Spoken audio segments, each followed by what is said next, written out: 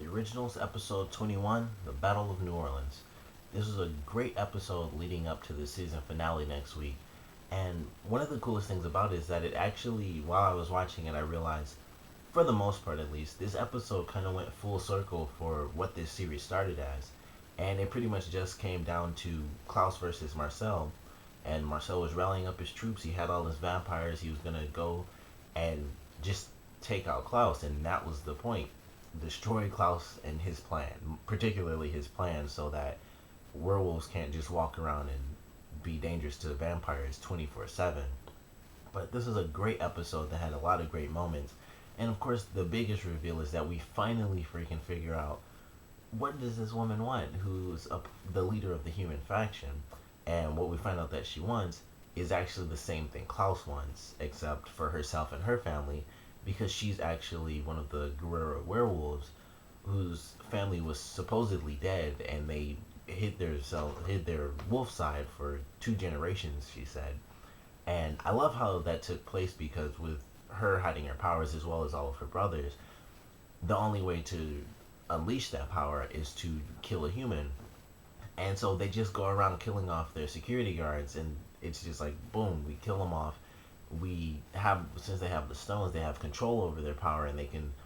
I guess it was kind of like just half bring out their powers. I honestly thought the stones were the same as the rings, where they just wouldn't turn. That's what I thought it was. I wasn't paying enough attention apparently, but it's kind of like the rings stop them completely, and then the stones allow them to sort of half do it, where they can just bare their fangs, sort of like Klaus. It's almost like a hybrid type situation where they can just bring out their fangs, and then boom, I could bite a vampire and they're done for within a day or so.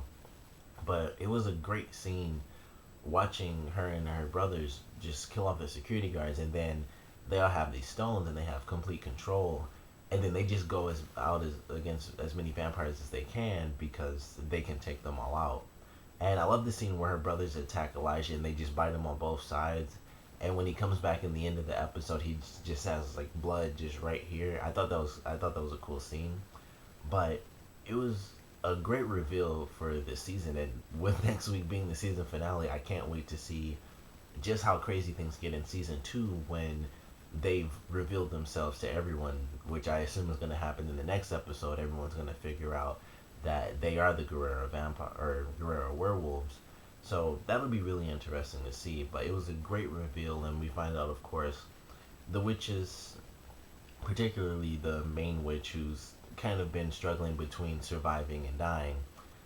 Um, she has finally made her decision to kill the baby, and she worked with the woman from the human faction, and she finally got what she wanted. They have Haley. They're gonna have the baby. Since she had to knock her out, she kind of induced labor because of that. And she also put the curse on Klaus, which I love when she told him what the curse did. I thought that was just a really cool curse because no one's gonna help Klaus stop this curse. So it'll be really interesting to see how he solves that problem, or if he ever does, because with the woman and her brothers using these stones to stop themselves from turning and to sort of half bring out their werewolf side, it's gonna take his power, and it stops him from healing in this episode. And if they get more and more stones, which he probably wouldn't allow unless someone else's blood was used, it would channel from his power as well if somehow his blood was used once again. So it was a great side effect to the woman getting being able to help herself and her brothers, and then at the same time it allowed for the witch to screw Klaus over, and it was just really cool. And so he's in probably the worst position he's been in this entire season, aside from when he was stabbed with that blade that sort of went into his body. He's fully aware of everything going on. He can walk around and do whatever he needs to do, but if he gets hurt, he's just hurt, and he, as in this point in time, he has to save Haley, and there's not much he can do. And even if he was completely healed, he couldn't exactly go up against a room full of witches and just move them out of the way. It wouldn't work that way. But this was a great episode. One of the biggest things that happened, aside from, of course, all the reveals and Haley being captured, was actually some of the vampires getting killed. Specifically, the guy who, I guess now he's the second in command. He was the second most shown vampire in the whole show. And him as well as Marcel, they've both been bitten. One, the guy was bitten by a werewolf, and Marcel, of course, was bitten by Klaus. But it's the exact same effect. I don't know if a hybrid bite is more venomous or what, but they're both in the same position, and his friend could end up dying off, and that would suck because Marcel only has a couple of people that really get shown in his group, and Thierry died in the last episode, so he obviously can't be shown anymore. And then this other guy was clearly he was actually shown more than Thierry was, especially when he took over as the vampire leader when Marcel was cast out. So him dying off would kind of suck because even though he doesn't have a ton of development or a ton of character, he is a recurring character. He's in the show a lot, and he's one of the supporting cast members that it would suck to lose him, but he could die like a ton of other vampires did in this episode. And I doubt they'll kill off Marcel, but we'll have to see how that works out. It'll probably end up being that Klaus ends up saving Marcel so that Marcel can save Haley, but we'll have to wait and see until next week. But it was a great episode. It's it's weird. Like there's so much to talk about, but at the same time, sorry about that. At the same time, it feels like there isn't a lot of stuff to talk about because it all just happened so fast. And like I just finished the episode, so there are a lot of different points, but just so many great reveals. And it sucks that next week's the season finale. I hadn't even really been thinking about it for this show specifically, and I don't know why. For every other show I've been watching, I just been thinking, I wonder how many episodes are left. And this one, there are none. It's just next week and then it's over. And I hadn't even considered that for weeks since I've been watching the show. But even though it's gonna suck to see it go for the whole summer, I cannot wait to see how things go down in the season finale. And I know someone has to die in this show because people just die. Like that's how they do it. They kill off characters, and sometimes they come back, sometimes they don't.